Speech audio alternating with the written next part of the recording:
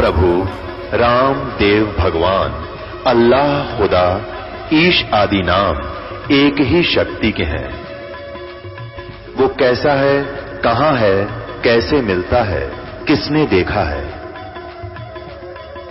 ये प्रश्नवाचक चिन्ह पूर्ण रूप से हटाने के लिए अवश्य सुनिए जगत गुरु तत्वदर्शी संत रामपाल जी महाराज के अमृत वचन, सर्व पवित्र धर्मों के पवित्र शास्त्रों के आधार पर। ये शरीर तो ऐसा समझो जैसे सर्प वो कैंचुली छोड़ देता है।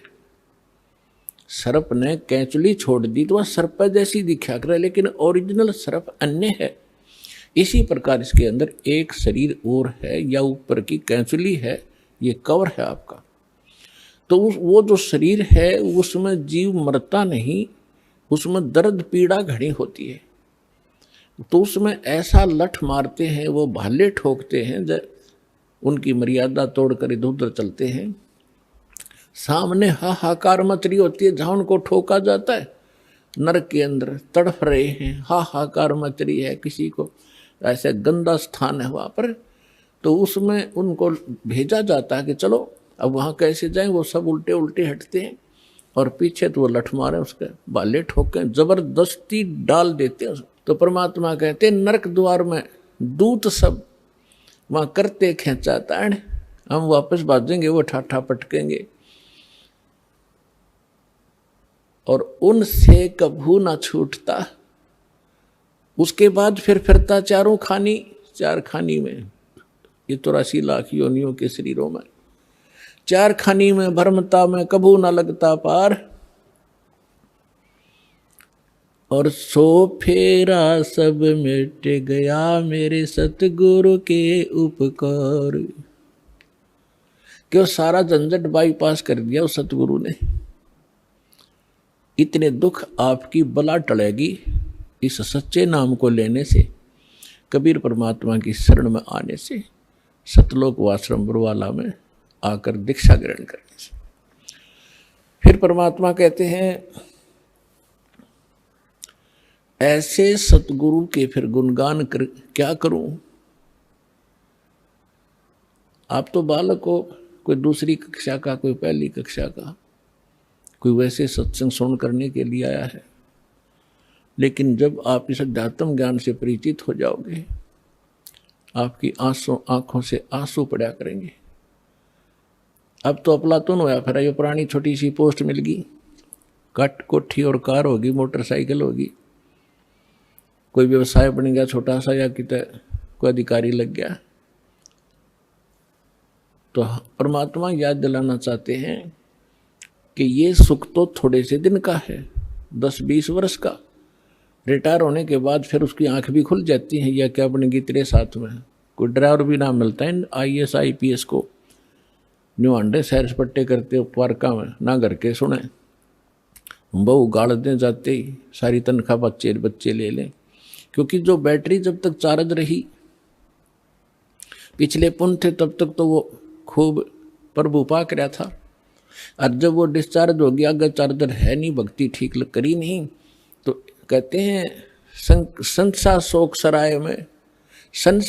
सराय में सूतक दिन राती, और जीवित जग में जूते पड़े फिर जम तोड़े छाती। इनके लिए यही बुरा हाल हो लेगा बुढ़ापे में। यहाँ जीवित जग में जूते पड़े और फिर जम तोड़े छाती। यम के दूत फिर आगे इनकी छाती तोड़ेंगे, इनको कूटेंगे घेर के, और फिर 84 लाख योनियों में ठोके जाएंगे। तो यहाँ परमात्मा कहते हैं 7 समंदर की मसीह करूं, लेखनी करूं बन राय, धरती का कागज करूं, गुरु गुण लिखो न जाए। अब लिख कर देखो, गुरु ऐसे सतगुरु का, संत का गुण लिख कर देखो। पूरी पृथ्वी का कागज बना लूं, 7 समुद्रों का इंक बना लूं शाही, और सभी वृक्षों की कलम बना लो, काट काट कर छोल छोल कर, कितनी बन जाएंगी हिसाब लगा लो। और ये सारी खत्म हो जा, धरती जितना कागज भी समाप्त हो जाए, 7 समुद्रों की इंक भी, शाही भी खत्म हो जा, और सब कलम भी घिस जाए, तो भी नहीं लिखा जा सकता। तो पुण्यात्माओं, परमात्मा कहते हैं, भाई गुरु मानुष कर जानते, ते नर कहिए अंध, ओवे दुखी संसार में आग काल के फंद। फिर क्या बताते हैं परमात्मा, सतगुरु के सिजदा करूं, कर्म छुटाए कोटि, और जो सतगुरु की निंदा करे, फिर जम तोड़ेंगे ओठ।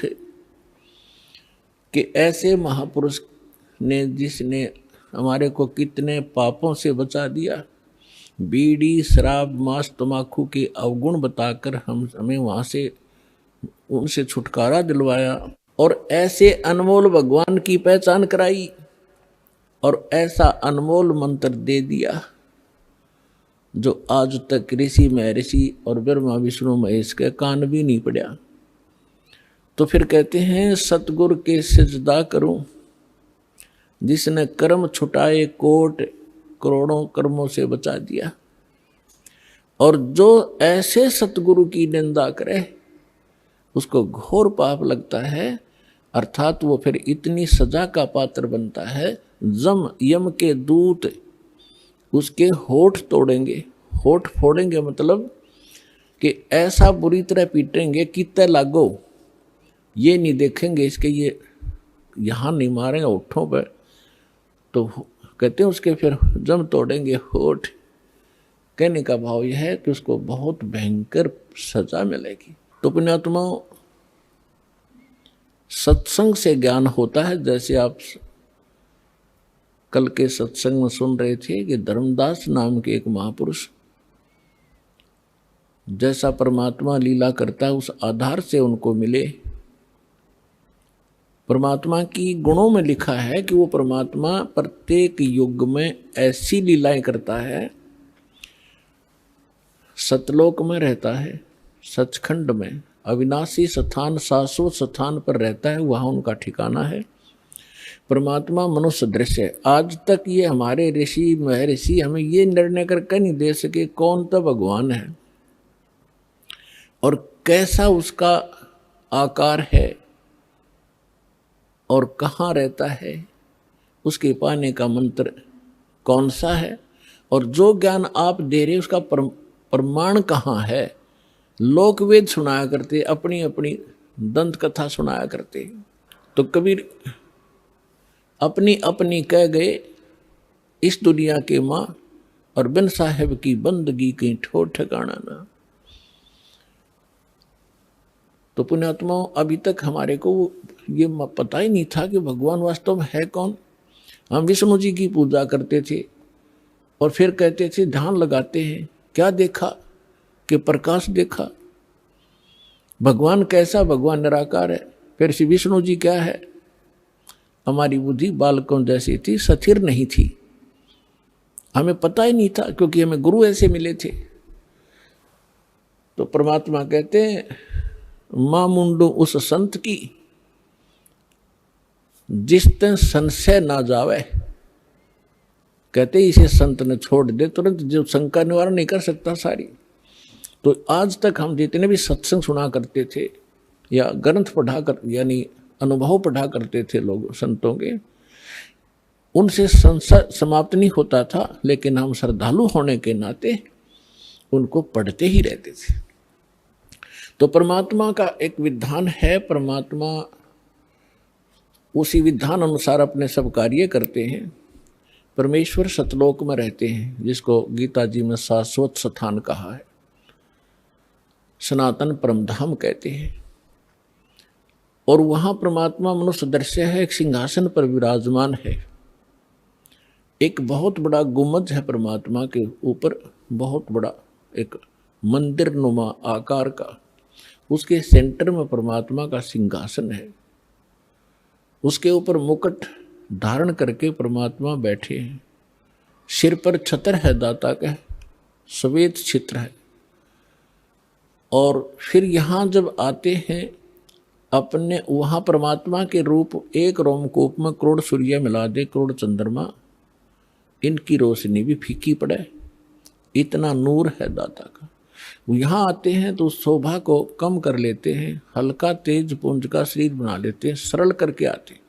यदि वो इसी रूप में यहाँ आ जाए तो हमारी चरम दृष्टि देख नहीं सकती, जैसे उल्लू सूर्य को नहीं देख सकता। इसलिए परमात्मा एक अपने तेज पुंज का हल्का शरीर बनाकर आते हैं, और वो मनुष्य दर्श तो है ही हैं, अपने एज इट इज रूप में हमसे मिलते हैं, बातें करते हैं, लेकिन हमारे को ज्ञान गलत प्राप्त होता है, परमात्मा की डेफिनेशन गलत होती है, हमारे हमने ग्रहण कर रखी होती है। इसलिए हम भगवान को निराकार मानते रहते हैं, और साधु उनको संत मान करके ही हम उनको फ्री कर देते थे। तो धर्मदास जी को सतगुरु मिले। पहले वो भी ऐसे भ्रमित थे, लोकवेद के आधार से साधना कर रहे थे। परमेश्वर कबीर साहब जी कहते हैं, जब आपको ये अध्यात्म ज्ञान होगा तो आप क्या कहोगे? पीछे लग गया जाऊं था मैं लोकवेद के साथ, रस्ते में सतगुरु मिले दीपक दे दिया हाथ। लोकवेद होता है दंत कथा, अक्षेत्रीय ज्ञान, जिस क्षेत्र में जैसी परंपराएं, जैसी साधना होती है उसको लोक वेद कहते हैं। वो सबके मुंह पर चढ़ा हुआ होता है कि ये भगवान है, ये भगवान है। चाहे को किसी भी देव को पूज रहा है, या कोई मजार पूज रहा है, या किसी की यादगार पूज रहा है, उन्हीं को सत्य मान रहे हैं।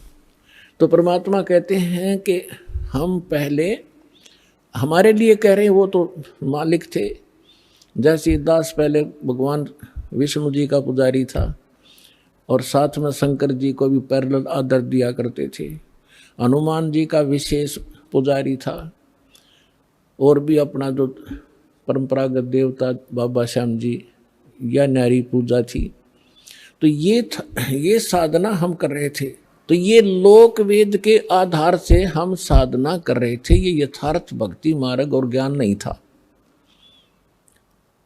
और जब ये मार्ग मिला परम पूज्य परमेश्वर के परमात्मा, श्रेष्ठ आत्मा, पुण्य आत्मा स्वामी रामदेव आनंद जी दास को मिले, उन्होंने दास को एक दीपक दे दिया तत्व ज्ञान रूपी, कि अब आप अंधेरे में भटक रहे हो, आपके पास कोई मार्ग नहीं है जिसकी रोशनी में आप ठीक चल सके।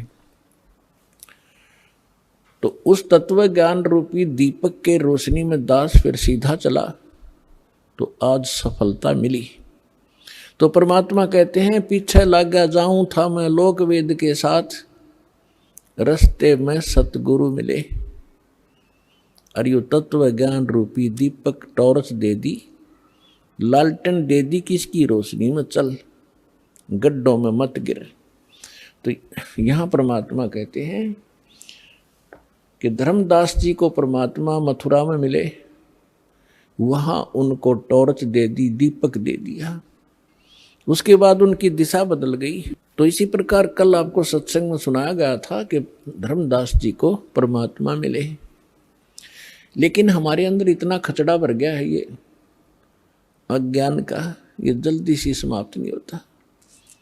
दीक्षा भी ले ली धर्मदास जी ने, भगवान को देख भी लिया, लेकिन वो पुरानी कथाएं, पुराना रंग, वो पेंट कहीं ना कहीं किसी कोने में दबा ही रहता है। एक दिन उन्होंने प्रश्न किया, धर्मदास जी ने प्रश्न किया कि हे परमेश्वर, अक्षमा करना अपने किंकर को, मैं पामर प्राणी हूं, लेकिन दाता मुझ नालायक व्यक्ति के अंदर कुछ ऐसी शंकाएं किसी कोने में और जमा हैं, दाता उनका भी समाधान कीजिए। परमेश्वर ने कहा, बोल भाई, जब तक शंकाएं तेरी समाप्त नहीं होगी तू भक्ति खाक करेगा। उसने कहा, भगवान देखो, आप कहते हो कि भगवान विष्णु, भगवान कृष्ण, भगवान श्री राम, इनमें कोई शक्ति नहीं थी, ये कोई कुछ नहीं कर सकते, हमने कथाएं सुनी अपने गुरुओं से, पहले वाले गुरुओं से, कि भगवान श्री कृष्ण ने मोर ध्वज के पुत्र ताम्र ध्वज को आरे से 2 फाड़ करवा के चिरवा के मृत्यु को प्राप्त हो गया था, उसको जीवित कर दिया भगवान। ये बात मेरे गले नहीं उतर रही, क्या उनमें शक्ति नहीं थी? भगवान श्री कृष्ण ने सुदामा उसका मित्र था, दारिद्र बहुत घना था, उसमें बहुत ही निर्धन व्यक्ति था, क्लास फेलो था उनका। एक दिन उनके पास गया जब वो द्वारका के राजा थे, और भगवान 2 मुट्ठी चावल खा के और उसका सुंदर महल बना दिया और घना धन दे दिया उसको। परमात्मा बोले ठीक है बच्चा, पहले तो आप लोग इतने भावुक हो कि सुनते नहीं ध्यान से। परमेश्वर ने कहा कि मैं ये नहीं कह रहा कि ब्रह्मा विष्णु महेश में कोई शक्ति नहीं, ये कुछ नहीं कर सकते। दास परमात्मा कहते थे कि ये तुम इनको समर्थ मानते थे कि ये समर्थ भगवान है, सारी सृष्टि के रचनहार हैं, ये अजन्मा है, इनकी मृत्यु जन्म नहीं होता, इनके कोई माता पिता नहीं है। तो वो तेरे रूबरू कर दिया, इनके माता पिता हैं, इनकी जन्म मृत्यु होती है। जिनकी जन्म मृत्यु होती है वो सक्षम कैसे होगे? तो परमात्मा ने कहा कि जैसे एक स्टेट के प्रांत के मंत्री में जो शक्ति होती है वो शक्ति होती है, लेकिन वो प्रधानमंत्री नहीं होता, प्रधानमंत्री जैसी पावर नहीं रखता। अब परमात्मा ने बताया कि आप कह रहे हो श्री कृष्ण भगवान ने मोर ध्वज के पुत्र ताम्र ध्वज को तो वहां जाके और शर्त रखती कि हम, मेरा शेर जो है सिंह, ये मांस खाएगा और आपके परिवार के एक सदस्य का खाएगा। जित कथा आपने सुन रखी बहुत बार, ये नहीं सुनाऊंगा आज। ऐसा ही किया गया। ताम्र ध्वज ने को चीरा गया, वो मर गया और श्री कृष्ण ने जीवित भी कर दिया। उनकी परीक्षा ली, वो सफल हुए। ठीक है, अब यहां तो श्री कृष्ण ने ताम्र ध्वज तो जीवित कर दिया। जब महाभारत के युद्ध में उसकी बहन सुभद्रा का पुत्र अभिमन्यु युद्ध में मारा गया, चक्रव्यूह में। सुभद्रा रोए, 5 पांडव रोए, उनका कुल नाश होए, और श्री कृष्ण रोए बैठ के, तब वो क्यों नहीं जीवित कर सके अभिमन्यु को? अब हमारी इतनी बुद्धि थी, धर्मदास चुप हो गया। कहा भगवान, या तो बात कभी ध्यान में आई ही नहीं हमारे। इसलिए परमात्मा कहते हैं गुरु बिन काहु न पाया ज्ञाना, जो थोथा भूषड़ मूड किसाना। तुम थोथा भूषड़ रहे थे अभी तक, और सारे तुम्हारे गुरु सिर पैर तानी कथा सुना दे राम बिलनी की, बस खाई रोटी जाओ जय बोलो। ये कोई कहानी थी? ये कोई ज्ञान था तुम्हारा? तो परमात्मा से धर्मदास जी ने पूछा कि भगवान फिर कारण क्या था? कारण ये था कि ताम्र ध्वज की आयु शेष थी, और इतनी शक्ति ये रखते हैं, ये तो ऋषि महर्षि रखते हैं। ऐसी तो गोरखनाथ जी ने अपने गुरु मच्छंद्रनाथ का फूका हुआ शरीर अस्थियां उठा के और उसको जीवित करके मच्छंद्रनाथ बना दिया। श्री कृष्ण जी ने केकला तोड़ दिया, क्योंकि जब तक शेष आयु है, ये आयु नहीं बढ़ा सकते तुम्हारे भगवान। ताम्र ध्वज की आयु शेष थी, इसने जीवित कर दिया। और अभिमन्यु की आयु नहीं थी, इतना ही संस्कार था, उसको जीवित नहीं कर सके। समर्थ का शरणाग हो रंग होरी हो, भाई कदे न हो ए काज राम रंग होरी हो। होरी मान खुशी, कि समर्थ की शरण ग्रहण करो। अगर आपकी आयु भी ना होगी तो भी वो परमात्मा आपकी आयु बढ़ा सकता है। समर्थ, इसका वेद प्रमाण देते हैं। ऋग्वेद मंडल नंबर 10 सूक्त 161 मंत्र 2 में स्पष्ट किया हुआ है कि परमात्मा रोगी को भी स्वस्थ कर सकता है। उसकी आयु भी शेष ना रही हो और धर्मराज के पास भी चला गया हो, वहां से भी छुटवा के ला सकता है और उसको आगे और भी 100 वर्ष की आयु जीने के लिए वो दे सकता है। अब हम आते हैं दूसरी बात पर आपकी कि अब इसके लिए थोड़ा उदाहरण देते हैं। एक समय सिकंदर लोधी दिल्ली के बादशाह को एक भयंकर रोग हो गया, क्योंकि सिकंदर लोधी जो था एक क्रूर राजा था, मुसलमान धर्म में जन्मा था, जिस कारण से अपने काजी और मुल्लाओं के द्वारा बताए गए आधार से वो बाई फोर्स मुसलमान बनाता था हिंदुओं को, और राजा होकर और भी बहुत भेदभाव रखता था हिंदू और मुसलमानों में। तो जिस कारण से उसको दंड अपने किए का भोगना तो था ही। उसको एक ऐसा रोग हो गया, ऐसा जलन का रोग बन गया, ऐसा असाध्य रोग बन गया उसको कि उसने सारा इलाज करा लिया, अपने मौलवियों से, काजियों से, मुल्लाओं से, सब दरगाहों पर मन्नत मान ली, सारी क्रियाएं कर ली, बलि चढ़ा ली, फिर हिंदू धर्म के भी जो धार्मिक गुरु थे उनसे भी क्रियाएं करवा ली, अवंताएं करवा लिया, और साथ में बड़े से बड़े वैद्य पूरे उसके राष्ट्र में जहाँ भी किसी वैद्य का नाम सुना उसी को पकड़ लाई और आके कह दिया कि मुंह मांगा पैसा देंगे, मेरा रोग खत्म हो। तो वो वैद्य कहते हैं जी हम ऐसी औषधि इस रोग की दे रहे हैं कि अग्नि को भी बुझा देंगे, आपको तो जलन है सिंपल, लेकिन आपका ये दवाई काम नहीं कर रही, हम भी हैरान हैं। तो पुण्यात्माओं, औषधि का काम अपने सत्र का होता है, और संस्कार जब जीव के बिगड़ जाते हैं औषधि रिएक्शन करना लग जाती है। और जब आपको सही शरण मिलती है परम संत की, परमात्मा पूर्ण की, और अब भक्ति दी जाती है, तो भक्ति आप करने से फिर वही मेडिसिन काम करने लग जाती है, और बगैर मेडिसिन के भी परमात्मा ठीक कर सकता है। वो आपकी श्रद्धा पर निर्भर करता है। तो उसके कर्म बिगड़ गए थे, कोई औषधि काम नहीं कर रही थी। जो अन्य जो हिंदू धर्म के आचार्य थे उन्होंने बता दिया था, राजन ये आपका प्रारब्ध का कर्म है। प्रारब्ध माने किस्मत में लिखा हुआ, ये आपके पिछले पाप का प्रतिफल है, जो रिटर्न है आपकी किस्मत में लिखा हुआ है, इसको कोई चेंज नहीं कर सकता, ये भोगने से ही समाप्त होगा। लेकिन बेशक ऐसा कुछ बता भी दिया जाता है, लेकिन दुख में आदमी रुकता नहीं, फिर भी प्रयत्नशील रहता है। उससे पहले एक घटना घटी थी उसके साथ।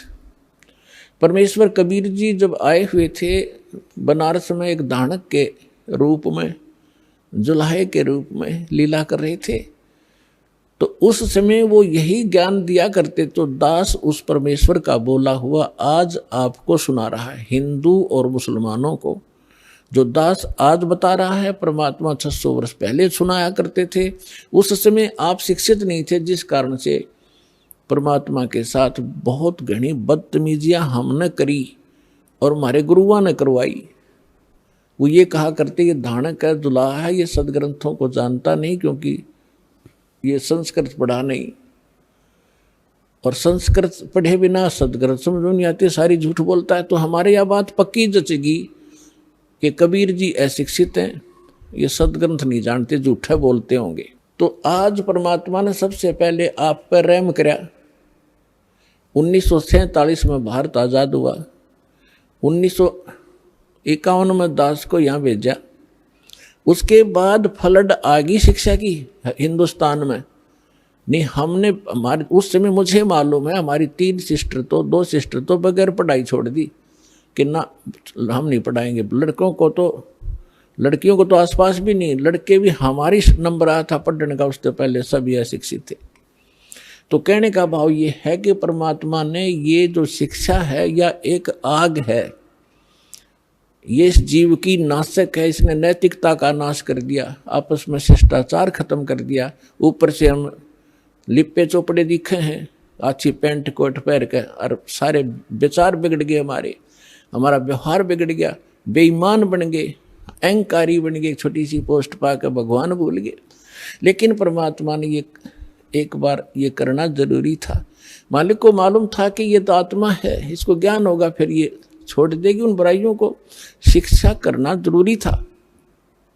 तो ये शिक्षा आपको आज ईब काम आई है, बाकी रोजी रोटी के लिए विशेष नहीं है। ये लाखों भगत, लाखों बच्चे पढ़ते हैं और नौकरी कितनों को मिलती है?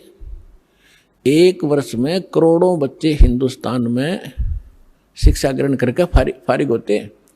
ये MA BA करके, BSc करके, BCom करके, और कितनों को सर्विस मिलती है? कोई बात नहीं, 2 रोटी भगवान ने देनी है, पूर्व निर्धारित है, वो तो वही मिलेगा। जब तक आप इस शरण में नहीं आओगे तो आपको केवल वर्क डन ही, पिछला संस्कार ही मिलता रहेगा।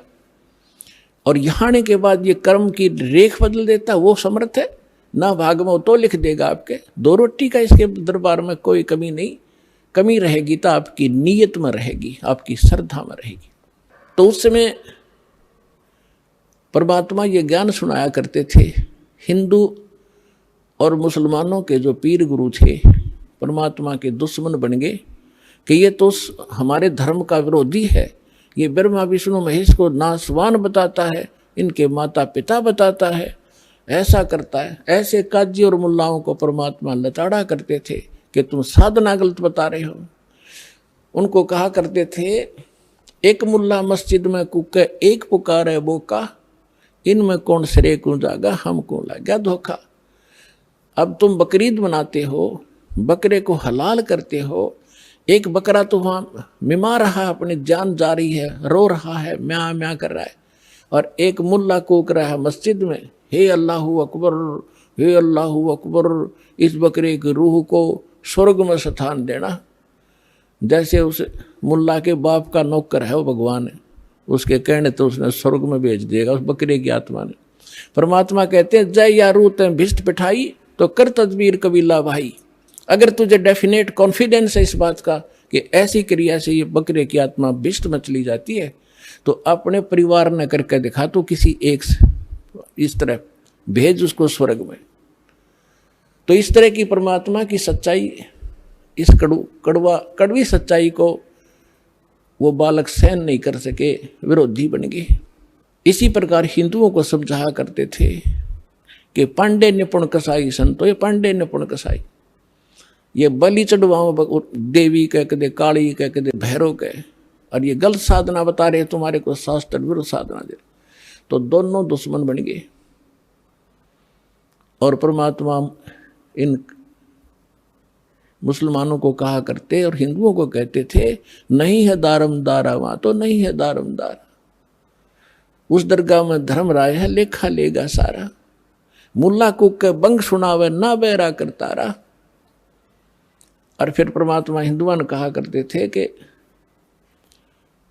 वेद पढ़े पर भेद न जाने, ये बाँचे पुराण 18, और दड़ के आगे भोजन धर्या और भूल गया सर्जनारा। एक पत्थर के मूर्ति का भोग लगाता फिर है और भगवान ने भूला बैठा है।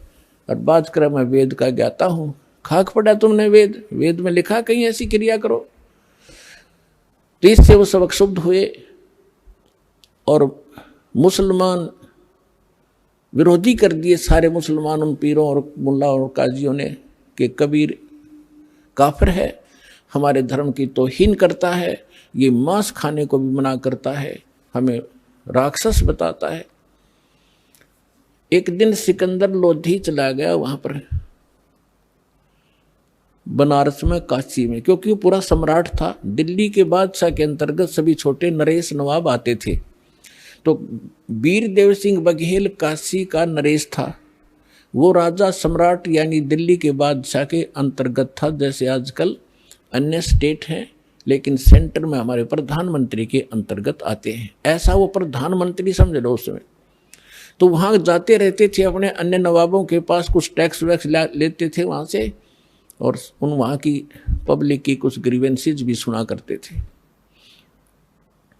मुल्लाओं को, काजियों को पता चला कि हमारा बादशाह आया है मुसलमान, क्योंकि वो हिंदू था इसलिए वो उसको कंप्लेंट नहीं कर पा रहे थे कि ये नहीं सुनेगा हमारी, बादशाह आ गया, सारे मुल्ला काजी इकट्ठे होकर हजारों की संख्या में जाकर लागे नारे लाने। सिकंदर लोधी ने पूछा, भाई बताओ क्या बात है? उन्होंने बताया, जी एक काफिर है हिंदू, नाम कबीर है, जुल्हा के घर जन्म है, और वो हमारे धर्म की बेइज्जती करे, अपने आप को भगवान बताता है। वो कहता है हम ही अलग अल्लाह हैं, कुतुब गोस और पीर, गरीबदास खालिक दनी, हमारा नाम कबीर, मैं वो अल्लाह अकबर हूँ। भगवान ऐसा कहता, हमारा तो जीना हराम कर दिया है, हमारी तकती नाक काट दी उसने। अब सिकंदर लोधी ने कहा कि लाओ पकड़ के, तो 10 सिपाही लाए पकड़कर परमात्मा को। और सिकंदर लोधी राजा था। राजा लोग पिछले पुण्यकर्मों से ही बनते हैं, इनके अंदर जगह होती है, भगवान से थोड़ा सा डर भी होता है। तो उसने सोचा साधु संत फकीरों को बेमतलब दुखी नहीं करना चाहिए, लेकिन जनता के सामने राजा विवश होता है, अगर इसको कोई दंड नहीं दूंगा तो ये लोग मेरा विरोध करेंगे। इसलिए उसने कहा कि आप अपने आप को खुदा कहते हो, हमारे हजरत मोहम्मद जी ने एक गाय को मारकर वचन से और जीवित कर दिया था। यदि तू अल्लाह है और यह अल्लाह का रसूल है, पैगंबर है, तो इस गाय को हम कत्ल करेंगे, इसको जीवित करना। तो वहाँ पूरी सभा के अंदर एक गाय कत्ल कर दी। गर्भवती गाय थी, 4 टुकड़े हो गए माँ बेटों के। और सिकंदर लोधी ने कहा कि अब करके दिखा जीवित इसको, नहीं तो तेरी गर्दन काट दूंगा। परमात्मा बोले कि किसी भगवान की या किसी परमात्मा के रसूल की ये पहचान नहीं है कि वो मुर्दे ही जीवित कर दे, तभी उसको पहचाना जाता है। उसकी और भी अन्य बहुत पहचान होती है। तो सिकंदर लोधी कहता है, मैंने जो कहा वो कर, अन्यथा ये अगर तलवार निकाल ली। परमात्मा उठे, एक थपकी गाय का लगा दी, एक बच्चे का।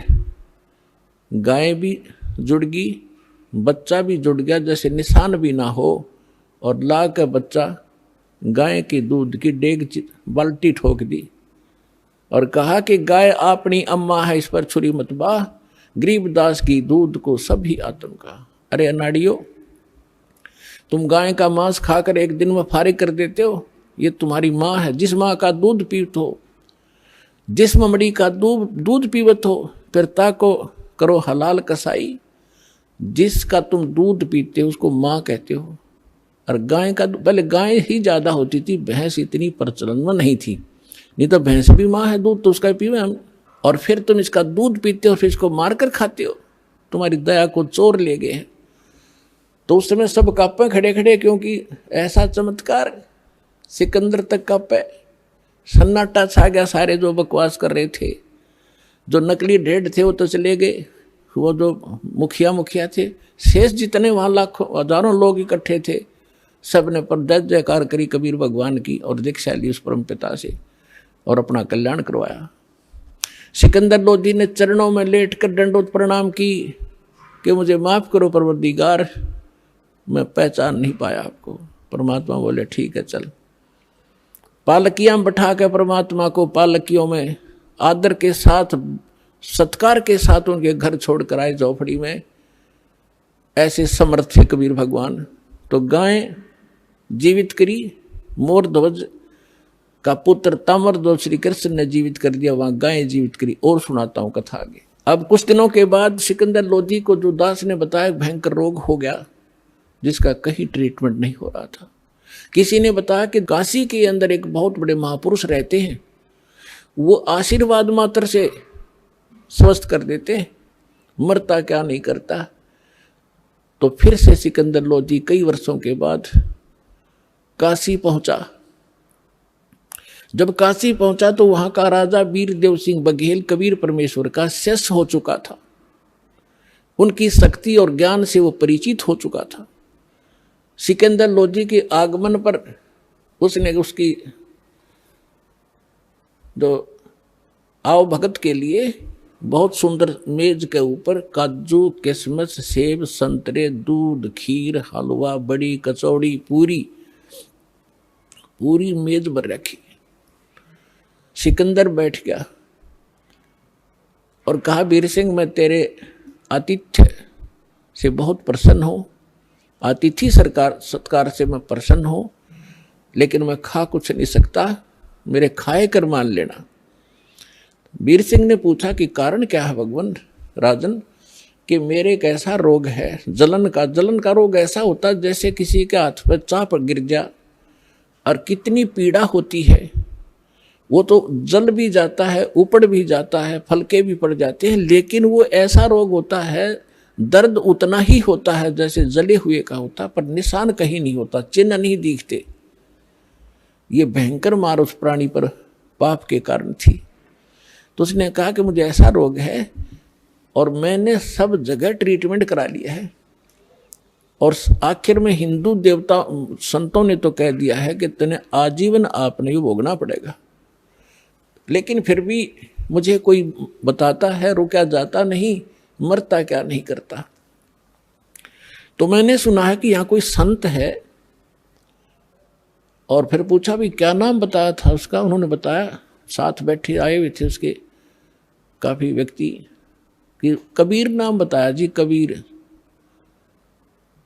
तो सब समझ गया सिकंदर लोधी, जब मैं कहा जी, तब ने कहा जी, वीर सिंह से पूछा सिकंदर ने कि आप जानते हो? जी जानता हूं, सचमुच आज आप ठीक ठिकाना आ गए, भगवान आपका रोग नहीं रहेगा, आप ऐसे स्थान पर आए। अब आशा की किरण जागी, बड़ा खुश हुआ, कहने लगा वीर सिंह ला बुला कर जल्दी बुलवा उसको। अब वीर सिंह शिष्य किसका? परमेश्वर का। अब गुरु को बुलाने का आदेश वीर सिंह दे तो उसकी भक्ति नष्ट। अब उधर से राजा का आदेश ना माने तो उसकी राज खत्म।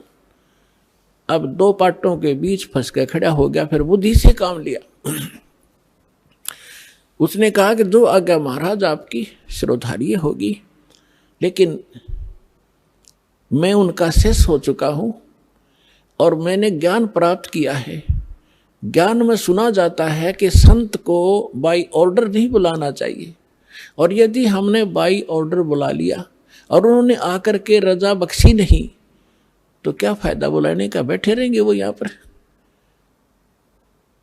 तो सिकंदर ने कहा क्या करना चाहिए, आप देखो जी, कि चलो फिर वहीं चलते हैं, उसी के उनके आश्रम पर चलते।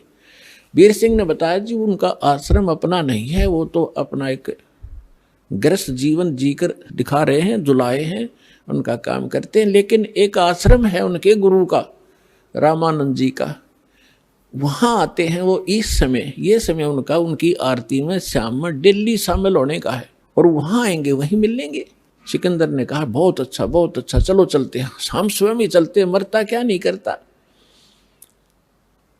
तो चल पड़े वीर सिंह बघेल और साथ में सिकंदर लोधी और कुछ सैनिक बॉडीगार्ड, लेकिन साथ में उसके एक उनका धार्मिक गुरु आया था, शेख तकी नाम था सिकंदर के धार्मिक गुरु का, और पूरे हिंदुस्तान का वो कंट्रोलर था सब मुसलमानों का, और सिकंदर लोधी का धार्मिक गुरु था। इस करके वो उसको साथ रखता था कि सारे मुसलमान इसके साथ हैं, इसके संकेत से सब चलते हैं लोग, क्योंकि हम पहले से धार्मिक लोगों के अधीन रहे, उनका सत्कार विशेष किया करते, लेकिन ये दुरुपयोग कर गए हमारा, इन्होंने हमारा नाजायज फायदा उठाया, इनको कुछ पता था नहीं, हमें लड़वा के मारे जाते आपस में। हिंदुओं वाले कहते मुसलमान बुरे हैं, मुसलमान वाले गुरु कहते हिंदू काफिर हैं, और लड़ मरो। बुरे जो हैं वो हिंदू भी हैं और बुरे हैं वो मुसलमान भी हैं, अच्छे हैं वो हिंदू भी बहुत हैं और मुसलमान भी बहुत हैं। तो कोई जीव मजहब धर्म के कारण बुरा नहीं होता, कर्म से बुरा होता है। तो दोनों चल पड़े। अब जब रामानंद जी की थोड़ी ही आपको यहाँ एक थोड़ा कुछ हेडलाइन सी सुनाऊंगा, सारी नहीं। परमेश्वर कबीर जी 5 वर्ष की लीला दिखा रहे थे, लीला में आयु। स्वामी रामानंद जी ब्राह्मण जाति में जन्मे थे, बड़े विद्वान प्रसिद्ध थे, 4 वेदों, 18 पुराण, 11 उपनिषद, महाभारत, गीता, इन सब को कंठस्थ याद कर रखा था, और 104 वर्ष के हो चुके थे जब परमात्मा 5 वर्ष के थे। और 5 वर्ष की आयु में परमात्मा ने उसके 104 साल के विद्वान पंडित के छक्के छुड़ा दिए थे ज्ञान में, नतमस्तक हो गए थे वो। और फिर दिखा था कि हम ही अलखला हैं कुतुब गोस और पीर, गरीबदास खालिक धनी हमरा नाम कबीर, ए स्वामी सृष्टा में सृष्टि हमारे तीर, दास गरीब अगर अधर बसूं वहां रहता हूं सतलोक में, मेरा नाम कबीर। इस बात से रामानंद क्षुब्ध हुआ था कि तू दानक का बेटा, जुल्हाय का पुत्र, मांग कर तू एक रोटी टुकड़ों पर पलने वाला व्यक्ति अपने आप को भगवान कहता है। तो परमात्मा ने उसका भ्रम तोड़ा था और सतलोक लेकर गए थे, जहां मालिक रहते हैं सचखंड में। वहां देखा था वही धानक रूप में, एक पहले एक देखा, दूसरा रूप में परमात्मा विराजमान थे। और फिर जाकर उस तख्त पे बैठे भगवान खड़े हो गए थे और नीचे से 5 वर्ष का वो धानक का बेटा गया था, वो सिंहासन पर विराजमान हुआ था। और फिर वो तेजों में शरीर उसी में समा गया था, वो भगवान जो दूसरा ओरिजिनल भगवान दिखा था। और फिर उसको वापस छोड़ा था रामानंद जी को, जब कहा था 2 ठौड़ है एक तू भया एक से 2, और गरीबदास समकार ने तुम आए हो मगजो, बोलत रामानंद जी सुनो कबीर करतार, और गरीबदास सब रूप के तुम ही सर्जनहार। मैं भक्ता मुक्ता भया कर्म कुंड भयो नाश, और गरीबदास निज ब्रह्म तुम पूर्ण ब्रह्म आप ही हो, मेरा हुआ दृढ़ विश्वास। तो उसके बाद रामानंद जी ने सभी ब्राह्मणों से कह दिया था भगवान आगे भाई। और ऋषि 1400 तो ऋषि बना रखे थे उस महापुरुष ने, लेकिन वो नकली थे, वो चले गए, कुछ रह गए। तो वो अपना थोड़े बहुत उसके संपर्क में रहे, लेकिन उन्होंने तो भगवान के लिए निकले थे, परमात्मा उनके सामने खड़े थे, उन्होंने परमात्मा के चरण पकड़ लिए 5 वर्ष के बालक के 104 साल के ब्राह्मण ने। तो उसके बाद रामानंद जी को पूर्ण विश्वास हो गया था कि मैं गलत रास्ते चल रहा था और भगवान के लिए मैं भटक रहा हूं, मुझे भगवान मिल ही गया, मैंने समाज से क्या लेना, रहो तो रहो ना जाओ कल मृत्यु। आज परमात्मा के ज्ञान से पता चलता है, आज हम हिंदू हैं, मृत्यु के बाद हम मुसलमान के घर भी जन्म ले सकते, फिर हम हिंदुओं के साथ लड़ रहे होंगे, ये हमारा ज्ञान है, बच्चों जैसी बात कर रहे हैं। तो रामानंद जी ने इस आधार से अपना आश्रम वहीं बरकरार रखा था, वो चेले चाले चले गए थे, थोड़े बहुत रहे थे। तो डेली आरती करा करते थे, शाम के समय परमात्मा भी वहां जाते थे कबीर साहब। सिकंदर लोधी और वीरदेव सिंह बघेल जब वहां पहुंचे, वो पहले चले गए समय से, क्योंकि उसका तो लगन लाग रही थी, चल वीर सिंह जल्दी चल। वो घंटा आध घंटा पहले चले गए। तो गेट पर खड़े थे जो रामानंद जी के सेवक, तो गेट कीपर से पूछा, वीरदेव सिंह को पता था कि स्वामी रामानंद बेशक से परिवर्तन इनमें हो गया है, लेकिन मुसलमानों से अब भी नफरत करते हैं, अन्य कास्ट वालों को तो अब नहीं ये नफरत करते, हिंदुओं को, मुसलमानों से अब भी घणे नफरत करते हैं और आश्रम में प्रवेश नहीं करने देते। और यदि मैं एज इट इज ले जाऊंगा तो मुझे हानि कर देंगे और मेरे गुरुजी भी नाराज हो जाएंगे। इसलिए उसने गेट कीपर से कहा, सेवक जो खड़ा था पैरे पे, कि भाई ऐसे ऐसे बताओ, दिल्ली के बाद सिकंदर लोधी जी आए हैं और वो कबीर साहब से मिलना चाहते हैं। तो उसने बताया, पहरेदार ने बताया कि कबीर साहब आए नहीं, अभी आने ही वाले हैं, अभी आरती का समय में कुछ टाइम रहता है और वो नहीं है। वीर सिंह ने कहा कि स्वामी जी से पूछ लो। सिकंदर ने कहा कि चल अंदर बैठ जाते हैं थोड़ी देर, इतने इंतजार कर लेंगे। वीर सिंह ने कहा कि जी यहाँ की कुछ मर्यादाएं हैं, मैं पता कर लेता हूँ, कि अभी स्वामी जी से पता करो और उनको आज्ञा लेकर आओ कि दिल्ली के बादशाह आए हैं और परमात्मा कबीर जी से मिलना चाहते हैं और आपके भी दर्शन करना चाहते हैं और कुछ देर यहाँ इंतजार करना चाहते हैं जब तक कबीर जी ना आए। तो पहरेदार अंदर चले गए और गर्मियों का मौसम था, बाहर ही बैठे थे कोने में, अपने आश्रम में वृक्ष बहुत लगे हुए थे। पहरेदार ने कहा, स्वामी जी दिल्ली के बादशाह सिकंदर लोधी आए हैं, आपका दर्शन करना चाहते हैं, वो कबीर जी से मिलने आए हैं, आपकी आज्ञा चाहते हैं अंदर आने की, कुछ देर रेस्ट करने की। रामानंद जी एकदम क्रोधित हो गए और कहने लगे, कह दो मैं इन मलेच्छों से बात नहीं करता, इनके दर्शन भी नहीं करता, ये मांस खाते हैं, बाहर ही बैठा रहेगा। अब ये वहां से सुनाई भी दी थी उनको भी, वीर सिंह को भी और सिकंदर लोधी को भी, जो स्वामी जी ने आवाज निकाली।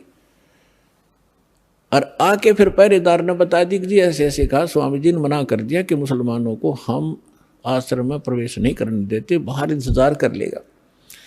अब सिकंदर लोधी, दुर्भाग्य होता है राजा का, इसके अंदर अहंकार गणा होता है।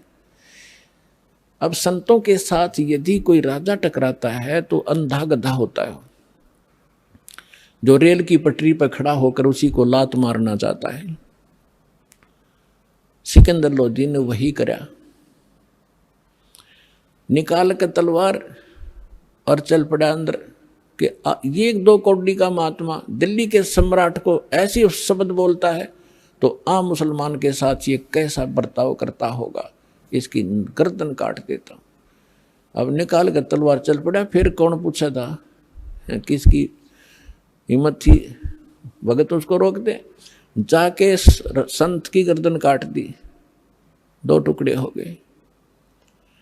अब ये क्रोध में आदमी करते दे है गलती, लेकिन फिर बाद में बुद्धि आती इसको, और संत सत्संग में आने के बाद इसको पहले बुद्धि आ जाती है कि ये जो करने जा रहा है उसका बहुत भयंकर रिजल्ट होगा। और जो मनमुखी होते वो करके पछताते हैं। अब सिकंदर लोधी वापस मुड़ लिया और कहता वीर सिंह, फिर बुद्धि आ गई उसको कि वीर सिंह देख मेरे सारे उल्टे काम हो हैं मेरे से, मैं चाहता हूं कोई पुण्य करना, मुझे पाप होता है। आया था अपना इलाज कराने के लिए, ये घोर पाप और सिर पर रख लिया, और अब इसके गुरुजी इसके शिष्य आएंगे कबीर जी, गुरुजी की हत्या देखकर वो मुझे श्राप देंगे। आप बता रहे को बहुत बड़े, बहुत शक्तिशाली और बड़े समर्थ है। आइए अब हम उन श्रद्धालुओं के अनुभव जानते हैं जो जगत गुरु तत्वदर्शी संत रामपाल जी महाराज जी से दीक्षा प्राप्त कर चुके हैं तथा उनके द्वारा बताए गए भक्ति मार्ग पर चल रहे हैं। सर नमस्कार। नमस्कार सर। सर क्या नाम है आपका? मेरा नाम अखिलेश गुजर। सर कहाँ से आए आप? मैं शहर सनावत, जिला खरगोन, MP मध्य प्रदेश का हूँ। अखिलेश जी क्या करते हैं आप? मैं पेशे से डॉक्टर हूँ सर। सर हम आपसे पूछना चाहेंगे कि संत रामपाल जी महाराज से आप कब जुड़े? मैं संत जगत गुरु तत्वदर्शी संत रामपाल जी महाराज जी से अक्टूबर 2012 में जुड़ा सर। संत रामपाल जी महाराज से नाम दीक्षा लेने से पहले आप क्या भक्ति करते थे? वही अन्य देवी देवताओं की भक्ति करता था। चूँकि नर्मदा तट का था इसलिए नर्मदा की पूजा, नर्मदा जी को भी थोड़ा मानता था। पवित्र नदी और माँ के स्वरूप उसको माना जाता है। ओमकारेश्वर क्षेत्र का था, इसलिए अन्य देवी देवताओं की भक्ति के साथ साथ नर्मदा की भी भक्ति करता था। और एक नर्मदा तट में जो साधु संत रहते थे, मैं उन्हीं को मानता था कि यही साधु संत हैं। वो एक साधु थे, उनको मैंने अपना गुरु बना रखा था, जो कि फक्कड़ थे, जटाएं रखते थे और कुछ योगा वगैरह भी सिखाते थे। तो उन्हीं की मैं उनके बताए अनुसार ही भक्ति करता था। अखिलेश जी, चूँकि आप डॉक्टर हैं, एक डॉक्टर के पास लोग अपना रोग दूर करने के लिए, अपनी शारीरिक पीड़ाओं को दूर करने के लिए डॉक्टर का सहारा लेते हैं, डॉक्टर के पास आते हैं। आप खुद एक डॉक्टर हैं, हम आपसे जानना चाहेंगे कि आपने संत रामपाल जी महाराज से नाम दीक्षा क्यों ली? सर कुछ मेरे साथ ऐसी घटना घटी कि परमात्मा ने मुझे शरण में बुलाना था, संत रामपाल जी महाराज ने। तो उसके पहले कुछ तैयारियां मेरे से करवाई। समय परिस्थितियां कुछ ऐसी बनी कि मुझे सारे कामकाज ठप हो गए। मैंने अपने मित्रों के साथ एक कारखाना डाल दिया था जो कि वेल्डिंग रॉड का होता है। उसमें मुझे बहुत ज़्यादा लॉस गया और वहीं से मेरी इच्छा हुई कि ये सब काम बेकार है और कहीं एकांत में जाना चाहिए। इन चीज़ों से भी हटके कुछ शांति चाहिए, क्योंकि पैसा तो एक अलग चीज़ थी, पर जो मानसिक शांति मेरी असंतुलित हो रही थी, मेन उद्देश्य वही था कि मैं कहीं शांति पाना चाह रहा था। और मैंने इसी दौरान साधु संतों की शरण ग्रहण करी। मैं एक नाथ संप्रदाय के साधु से भी संपर्क में रहा, तो मैं मानसिक संतुलन बहुत डिस्टर्ब हो रहा था। इसीलिए मुझे मेरे मित्र ने बताया और मैं जगत गुरु तत्वदर्शी संत रामपाल जी महाराज की शरण में आया। सर, संत रामपाल जी महाराज से अभी तक जितने भी अनुयायी जुड़े हैं, जिनसे भी हमारी मुलाकात हुई है, जिनका भी हमने साक्षात्कार लिया है, सभी ने बताया है कि किसी को मानसिक रोग था वो ठीक हो गया, किसी को शारीरिक रोग था वो ठीक हो गया है, किसी को आध्यात्मिक लाभ मिले हैं, किसी को आर्थिक लाभ मिले हैं। हम आपसे जानना चाहेंगे अखिलेश जी, चूंकि आप डॉक्टर हैं, तो संत रामपाल जी महाराज से नाम दीक्षा लेकर के आपको क्या फायदा मिला है, क्या लाभ मिले हैं? सबसे पहले तो मुझे इस मानव मनुष्य जीवन का मेन उद्देश्य पता चला कि आखिर मनुष्य जीवन होता क्या है, क्योंकि इससे पहले तो पशुओं की तरह जीवन जी रहे थे। डॉक्टर चूंकि थे जरूर नाम से, पर जो जीवन था वही था जो एक साधारण जनता जीती है, नशा करना, दोस्तों के साथ घूमना। और परमात्मा जी की शरण में आने से सबसे पहला और सबसे बड़ा लाभ मुझे जो मिला कि जैसे ही मेरी मानसिक संतुलन थोड़ा गड़बड़ हुआ और मुझे लॉस हुआ धंधे में, उसी दौरान मेरी शादी हो गई थी। तो शादी के 5-6 साल बीत चुके थे और मेरे घर श्रीमती जी को जो भी गर्भ धारण होता था उसमें दिक्कत आ जाती थी। मैंने अच्छे अच्छे डॉक्टरों से संपर्क करा। मेरे पास में इंदौर जैसा बड़ा सा शहर है, वहाँ के जो फेमस डॉक्टर थे मैंने उनसे भी मुलाकात करी। तो वो लोग यही बोलते थे, ऐसी प्रॉब्लम आजकल आम बात हो गई है और कुछ नहीं, अगली बार फिर से आप थोड़ा ध्यान रखिए, प्रिकॉशंस रखिए, आराम करने दीजिए। ऐसे जो भी मेडिकल टर्म्स के हिसाब से जितने भी रूल्स होते हैं वो सब मुझे बता देते थे और मैं उनके अनुसार फिर अगली बार सारे नियमों को फॉलो करता था, पर कुछ भी लाभ नहीं हो पा रहा था सर। वाइफ के साथ 3 बार ऐसी घटना चूंकि हर 6 महीने साल भर के अंदर हो रही थी, तो मेरा विश्वास उठ गया था मेडिकल लाइन से कि डॉक्टरों से ही सब कुछ नहीं हो सकता है, क्योंकि कहीं ना कहीं डॉक्टर भी भगवान के आगे सिर झुकाता है। तो डॉक्टर सब कुछ नहीं कर सकता, भगवान भी कोई चीज़ है। और मैं संत रामपाल जी महाराज की शरण में जा चुका था, तो मुझे ऐसा लगा कि कहीं ना कहीं संत रामपाल जी महाराज की दया से ही कुछ आगे बढ़ सकता हूँ। उसी बीच मेरा एक विचार भी हो गया था, जब उनकी मैं पीड़ा देखता था ऐसे समय में, तो मेरा विचार हो गया था कि अब मैं ये इस टाइप की कोई भी चीज़ नहीं चाह रहा हूँ बच्चे जैसी। अब मैं किसी भी गरीब व्यक्ति के बच्चे को, या जिसके पास ज़्यादा बच्चे या कोई अनाथालय वहाँ से एक बच्चा अडॉप्ट कर लूँगा, क्योंकि बच्चा चाहिए क्यों, सिर्फ मनोरंजन के लिए, आगे चल के वो आपकी सेवा कर सके, ऐसे इसी सुविधाओं के लिए बच्चा चाहिए। तो मैंने ये विचार किया कि किसी गरीब व्यक्ति का बच्चा अडॉप्ट कर लूँगा। और मैं श्रीमती जी से बार बार बोलता था कि एक कोई गरीब परिवार देखेंगे और अपन बच्चा ले लेंगे। तो मुझे बोलती थी कि नहीं, कभी खुद का भी बच्चा होना चाहिए, मैं भी माँ बनना चाहती हूँ। और मुझे आज अच्छे से याद है कि वो दिन 31 दिसंबर 2014 का था। रात का समय चल रहा था, मैं और मेरा मित्र हम लोग बैठे थे ऐसे घर पर ही, चाय के साथ हंसी मजाक चल रही थी, और वो अपने घर चले गए, मैं अपने घर पे रेस्ट कर रहा था। इतने में सुबह सुबह करीब 4 बजे मुझे एक सपना सा आया, और वही सपना सेम भक्तमती मेरी वाइफ को भी आया। हम दोनों को ऐसा एहसास हुआ कि कहीं ना कहीं हमारे कमरे में बंदी छोड़ संत रामपाल जी महाराज जी आए, और एक अचानक सी हल्की सी लाइट का एहसास हुआ और एक शांति फील हुई। तो वैसे मेरी आंखें खुल गई करीब 10 मिनट बाद, और मेरी वाइफ की भी आंखें खुली। हमने एक दूसरे से देखा और पूछा कि आपको कुछ दिखा? मैंने बोला हाँ, मुझे भी कुछ दिखा। और बोले कि क्या दिखा? तो मैंने बोले पहले आप बताओ। उन्होंने बताया कि भाई मुझे रामपाल जी महाराज जी के दर्शन हुए। मैंने कहा मुझे भी सदगुरु रामपाल जी महाराज जी के दर्शन हुए। वो दिन था भगत सर, और आज का दिन है कि बंदी छोड़ परमात्मा संत रामपाल जी महाराज की दया से दास के पास एक 2 साल की गुड़िया है, और इतनी सुंदर है कि कोई भी देखता है तो बोलता है यार ये आपकी गुड़िया नहीं हो सकती। बिल्कुल ही सुंदर सी, हेल्दी सी है, और उसको कभी अभी तक 2 साल हो गए मुझे डॉक्टर के पास अलग से नहीं ले जाना पड़ता, क्योंकि मैं भी एक डॉक्टर हूँ, पर चूंकि बच्चों के भी डॉक्टर रहते हैं तो मुझे कहीं ऐसा जरूरत नहीं पड़ता कि मैं जैसे कहीं ले जाऊँ। हल्की सी सर्दी जुकाम होती है और मैं बोलता हूँ थोड़ा सा रामपाल जी महाराज जी ने कुछ दया बख्श रखी, प्रसाद के रूप में, कुछ चरणामत के रूप में वो देते हैं, और वो खेलने लग जाती है। जब मुझे ऐसे लाभ हुआ तो मैं खुद आश्चर्य रहा, और मैं जनता से भी यही प्रार्थना करूंगा कि आप खुद अंदाजा लगा सकते हैं कि मैं एक डॉक्टर होने के बाद निराश हो गया था और मेरी कोशिशें फेल हो रही थी, तो मुझे बंदी छोड़ संत रामपाल जी महाराज की दया से ये लाभ प्राप्त हुआ।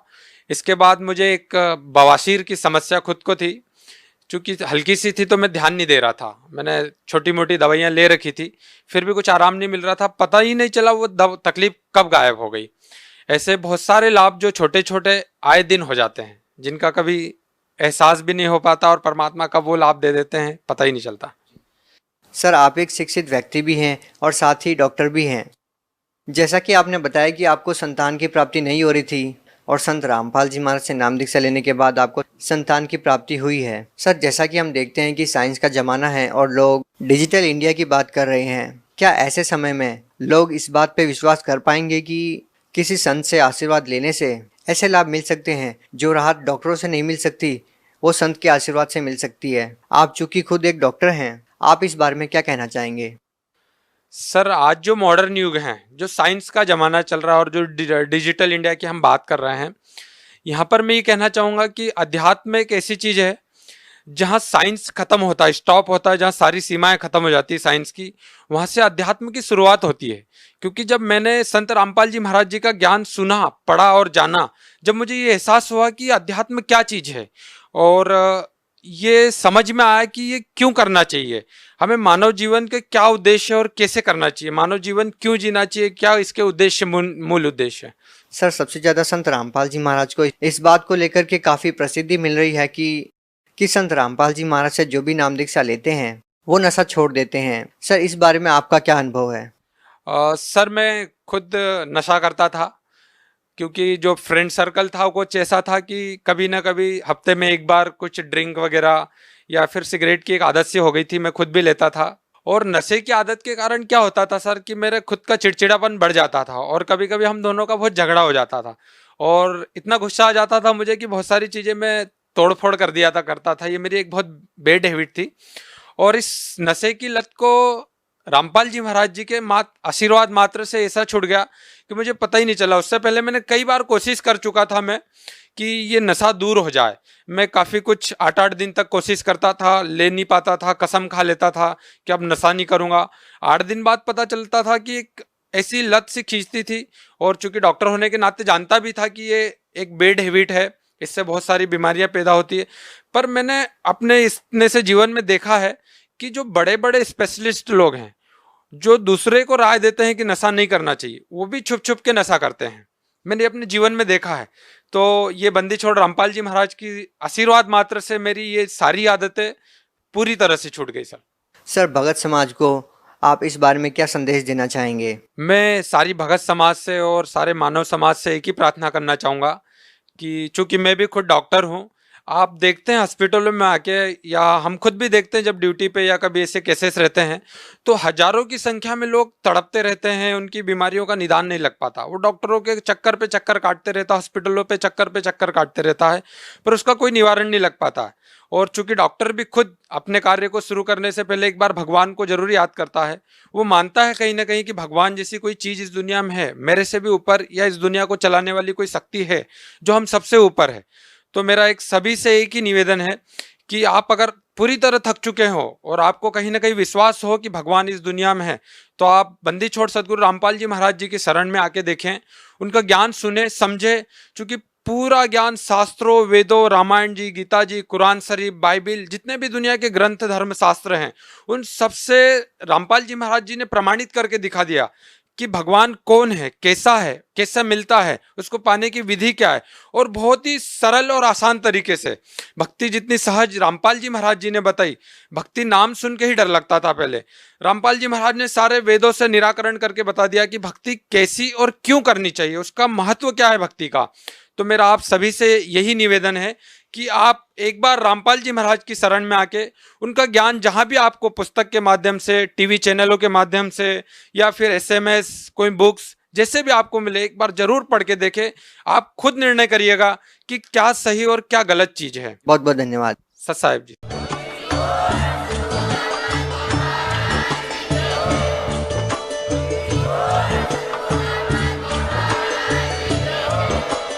आप सुन रहे थे जगत गुरु तत्वदर्शी संत रामपाल जी महाराज जी के मंगल प्रवचन। अधिक जानकारी के लिए विजिट कीजिए हमारी वेबसाइट www.jagatgururampalji.org। संत रामपाल जी महाराज जी के शुभ आशीर्वाद से पूरे विश्व भर में 500 से भी ज्यादा नाम दीक्षा केंद्र हैं, जिन पर संत रामपाल जी महाराज जी द्वारा ऑनलाइन निशुल्क नाम दीक्षा दी जा रही है। अपने नजदीकी नाम दीक्षा केंद्र का पता करने के लिए संपर्क करें 8222880541।